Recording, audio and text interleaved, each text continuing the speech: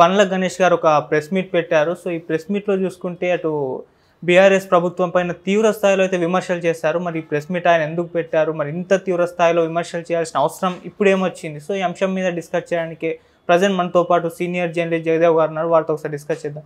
నమస్కారం సార్. నమస్తే అండి. సార్, బండ్ల గణేష్ గారి ప్రెస్ మీట్ మీరు కూడా చూసే ఉంటారు. సో, ఆయన వాడిన పదాలు ఏ విధంగా ఎంత తీవ్ర స్థాయిలో బీఆర్ఎస్ నేతలపైన, ముఖ్యంగా కేటీఆర్ గారు అండ్ కేసీఆర్ గారి పైన విమర్శలు చేయడం చూస్తున్నాం కదా. మీ ఒపీనియన్ సార్ దీనిపైన? అంటే ఇది ఆయన స్వతహాగా వచ్చి ప్రెస్ మీట్ పెట్టారా, ఆయన వెనక నుంచి ఎవరు పెట్టించారా అన్నట్టుగా అనిపిస్తుంది. ఎందుకంటే జనరల్గా బండ్ల గణేష్ గారు ఇట్లా ఆవేశంగానే మాట్లాడతారు, కానీ మరీ ఆంధ్ర రాజకీయాల్లో లాగా బాగా స్ట్రెయిట్గా డెప్త్గా వెళ్ళి మాట్లాడినట్టు అనిపించింది నాకు. నేను ఇక్కడికి వచ్చే ముందు చూసిందే. అయితే ఏంటంటే బండ్ల గణేష్ గారు అది మాట్లాడడం కూడా ఒక ఆయన భావోద్వేగానికి కారణం ఏంటంటే 2018 ఎన్నికల్లో ఇట్లాగ కాంగ్రెస్ వస్తుంది రాసి పెట్టుకోండి అని చెప్పి అన్ని మీడియా ఛానల్ కూడా తిరిగి ఇంటర్వ్యూ ఇచ్చారు. సార్ రాకపోతే నేను 7 o'clock బ్లేడ్తో కోసుకుంటాను అన్నట్టు కూడా ఆయన స్టేట్మెంట్ ఇవ్వడం, అది చాలా వైరల్ అయిపోయింది. ఆఖరికి అది ఎంత వైరల్ అయిందంటే ఆయన మీద ఆయన ఆ జోక్ వేసుకునే పరిస్థితి కూడా వచ్చింది. ఒకనొక సినిమాలో మనం చూడొచ్చు, సరిలేరు నీకెవరు అనే సినిమాలో ఉంటుంది ఆయన మీద ఆ సటైర్. సో అంటే అంతగా ఇబ్బంది పడి బాధపడి ఒక్కసారి వెక్స్ అయిపోయిన మనిషి ఎప్పుడైతే కాంగ్రెస్ వచ్చిందో, సో ఇక కాంగ్రెస్ బాగుంటుంది. And more over Congress Revanth Reddy గారు వచ్చిన డే 1 నుంచి కూడా మీరు అబ్జర్వ్ చేస్తే బీఆర్ఎస్ ఏవేవైతే మేము తెలంగాణ కోసమే చేశాము, తెలంగాణ కోసం ఉద్యమం కోసం పుట్టాము అని జనాల్లోకి ఎంత బాగా వెళ్ళారో, ఆ వెళ్ళిందంతా కూడా నెల రోజుల్లోనే మొత్తం దాన్ని పీకి పడేసినట్టుగా చేశారు కాంగ్రెస్ వాళ్ళు. ఎందుకంటే ఫస్ట్ రావడంతోనే వీళ్ళు ఇంకా స్టార్ట్ చేయకముందే వాళ్ళు కౌంటర్ వేయడం. ఇప్పుడు స్టార్ట్ చేసి ఒక నెల రోజులు 2 నెలలు అయిన తర్వాత లేదు మీ పరిపాలన బాగాలేదు, మీరు అది చేయట్లేదు ఇది చేయట్లేదు అని అర్థం ఉంది. డే 1 ఇంకా ప్రమాణ స్వీకారం చేసి 2వ రోజుకే స్టార్ట్ చేశారు కదా. అది కరెక్ట్ కాదు. 2వ రోజుకి మీకు ఎట్లా రిజల్ట్ వచ్చేస్తుంది, గవర్నమెంట్ ఏం చేస్తుంది ఏంటి ఎలా తెలుస్తుంది? మరి మీరు ఆ స్థాయి నుంచి వచ్చిన వాళ్ళు కదా, మీరు ఎలా విమర్శిస్తారు? అంటే వెంటనే ఒక టాక్ ఏంటంటే సోషల్ మీడియాలో వైరల్ అయింది, ఎక్కువ రోజులు ఉండదు రేవంత్ రెడ్డి గారి ప్రభుత్వం వెంటనే కూలిపోద్ది, మళ్ళీ కేసీఆర్ గారు వచ్చేస్తారన్న టాక్ని మరి పుట్టించారో పుట్టగించారో తెలియదు, కానీ అట్లా రావడం దాన్ని వీళ్ళు నమ్మారో ఏమో. డే 1 నుంచి స్టార్ట్ చేశారు. స్టార్ట్ చేస్తే వీళ్ళు కూడా ఎక్కడా తగ్గలేదు. వీళ్ళు ఏవేవి తీశారో 5 ఏళ్ళుగా చేసినవి, ముందు 5 ఏళ్ళు కాదు తర్వాత రెండోసారి వచ్చిన 5 ఏళ్ళు చేసిన అవకతవకలు మాత్రం చాలా డీప్గా అనలైజ్ చేసి మాత్రం కాంగ్రెస్ నేతలు ఎస్పెషలీ ముఖ్యమంత్రి రేవంత్ రెడ్డి గారు బాగా దుయ్యబట్టారు. ఎలా అంటే మేడిగడ్డది, అలాగే గ్రూప్ 2 ఎగ్జామ్స్, ఆ తర్వాత ఇవేవో అయ్యాయి వీటి మీద ఎన్నికలు వచ్చి గెలిచారు అనుకున్న టైంకి ముఖ్యమంత్రి రేవంత్ రెడ్డి స్థాయి వ్యక్తికి కూడా నెక్స్ట్ మేమే వచ్చేస్తామో అనుకొని ల్యాండ్ క్లూజర్లు ఏవైతే ఒక్కొక్కటి 3 కోట్ల విలువైన ల్యాండ్ క్లూజర్ 22 ల్యాండ్ కొని విజయవాడలో ఎక్కడో గోప్యంగా ఉంచి దాచిపెట్టారన్న విషయం ఎప్పుడైతే బయటకు వచ్చిందో మరి కాస్త బీఆర్ఎస్ ప్రభుత్వం మీద గత పరిపాలన మీద మరికొంచెం బురద జల్లడం ఎక్కువైంది. ప్రజలు కూడా ఓహో వీళ్ళు ఇలా చేశారా అనేలాగా చేశారు కాంగ్రెస్ వాళ్ళు. బీఆర్ఎస్ ఏదో ఉద్యమం కోసం పుట్టింది, తెలంగాణ సాధించడం కోసం పుట్టింది అనే దాన్ని ఒక్క నెల రోజుల్లో కాస్త బీఆర్ఎస్ని ఇలా పక్క పెట్టినట్టు అనిపించింది కదా. ఆ ల్యాండ్ క్లూజర్లు తర్వాత రీసెంట్గా ఇంకో అంశం కూడా వచ్చింది. ఒక మంత్రి గారి తాలూకా బంధువుని ఏ టెస్టు రాయకుండా ఒక మంచి పదవిలో పెట్టించి ఆవిడకి 1,25,000 జీతం ఇప్పించి ఏ టెస్ట్ రాశారంటే ఏమీ లేకుండా ఇప్పుడు ముఖ్యమంత్రి రేవంత్ రెడ్డి గారు వచ్చిన తర్వాత ఇప్పుడు ఆవిడ రోజు ఆఫీసుకు రావడం ఏంటని వెరిఫై చేస్తే ఊరికే ప్రభుత్వం వాళ్ళది కదా అని ఇలా చేయడం. ఒకటి కాదు, చాలా భూ కబ్జాలు, వరంగల్లో ఒక మాజీ మంత్రి చేసిన భూ కబ్జాలు, అలాగే ఇంకొక మాజీ మంత్రి కాలేజీ పేర్లతో చేసిన స్కాములు ఒక్కొక్కటిగా వస్తుంటే ఓహో వీళ్ళు ఉద్యమం పేరుతో కేవలం హైదరాబాద్ మహానగరాన్ని చూసి దీని నుంచి మనం లబ్ధి పొందొచ్చనే ఈ పార్టీ పెట్టారా, కేవలం హైదరాబాద్ నుంచి రెవెన్యూను తీసుకోవడానికే ఈ పార్టీ ఆవిర్భించిందా, ఉద్యమం పేరుతో ఎంతగా దోచుకున్నారా అనే స్థాయిలో కాంగ్రెస్ డే 1 నుంచి ఒకటి స్టార్ట్ చేస్తుంది. అంటే ఎంతవరకు వాస్తవం అంటే ఒక్కొక్కటిగా ప్రూఫ్స్తో చూపిస్తోంది కదా. ముఖ్యమంత్రి మన రేవంత్ రెడ్డి గారు ఏమన్నారు, నాకే 10 రోజుల వరకు తెలియలేదు ఈ ల్యాండ్ క్లూజర్ విషయం అంటే ఇంక వేరే ఏం చెప్పొచ్చు అన్నట్టుగా.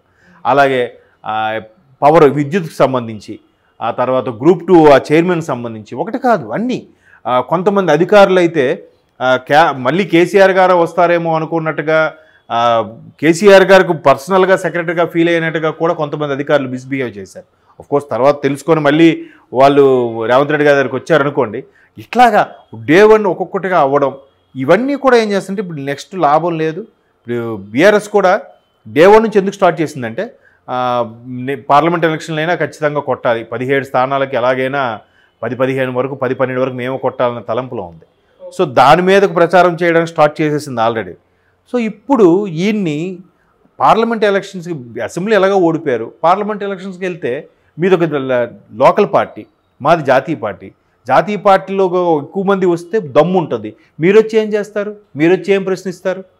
ఇప్పుడు ఆయన ప్రెస్ మీట్లో అదే అన్నారు కదా, ఇప్పుడు ఎంత పడకపోయినా ఎంత విభేదించినా బయటికి మాత్రం నవ్వుతూ పలకరించాలిగా.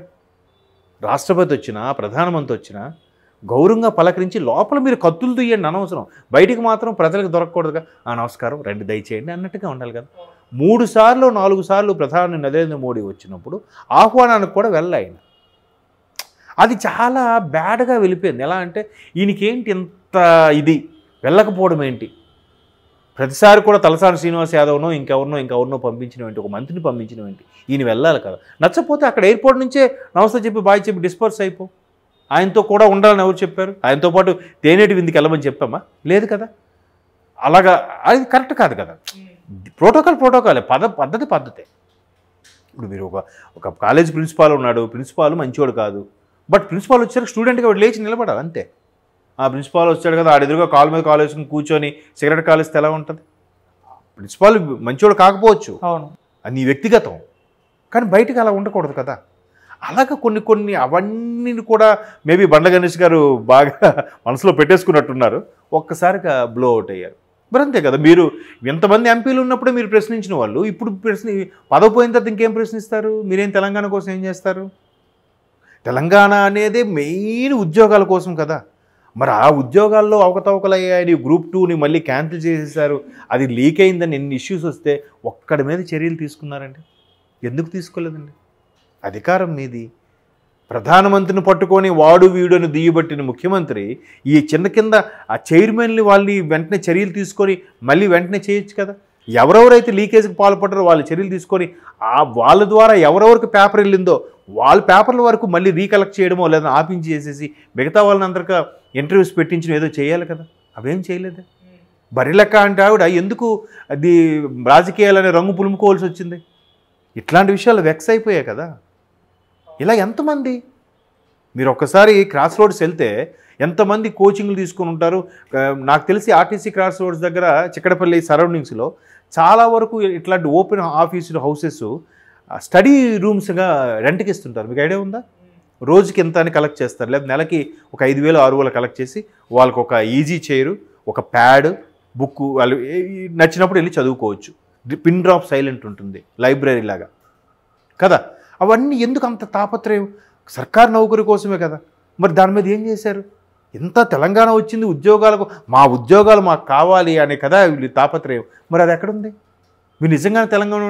సో ఇవన్నీ కూడా మేబీ ఆయన ఒక్కసారిగా బ్లో అవుట్ అయినట్టుగా అనిపించింది నాకు.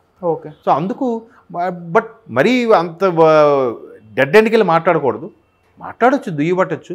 కానీ ఇప్పుడే పార్లమెంట్ ఎలక్షన్స్కి వీళ్ళకి ఇప్పటి నుంచే కాంగ్రెస్ సిజరంగిస్తుందని అర్థమవుతుంది బండ్ల గణేష్ గారి ప్రెస్ మీట్తో.